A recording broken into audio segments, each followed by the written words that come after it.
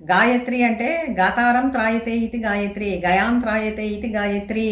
ఎవరైతే కీర్తన చేస్తూ ఉంటారో, పాడుతూ ఉంటారో, పాడటం అంటే రాగాలు పెట్టి పాడటం కాదు, ఉచ్చరిస్తూ ఉంటారో, ప్రాణశక్తి స్వరూపిణి అయినటువంటిది గాయత్రి. 24 అక్షరాలతో ఉంటుంది, 3 పాదాలతో ఉంటుంది. ఈ 3 పాదాలు కూడా 3 లోకాలకి సమన్వయం చెప్తూ ఉంటారు.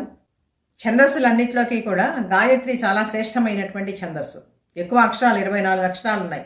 వాల్మీకి రామాయణం అంతా కూడా గాయత్రి ఛందస్సు 24 అక్షరాలతో కూడి ఉంటుంది. ప్రతి 1000 శ్లోకాలకి కూడా ఒక్కొక్క గాయత్రి మంత్రాన్ని నిక్షిప్తం చేశారు వాల్మీకి మహర్షి రామాయణంలోని కూడా మనం చెప్పుకున్నాము. సృష్టిలో ఉండేటువంటి సమస్త ప్రాణి సమూహాల ప్రాణ రూపంలో ఉండేటువంటి తల్లి గాయత్రి.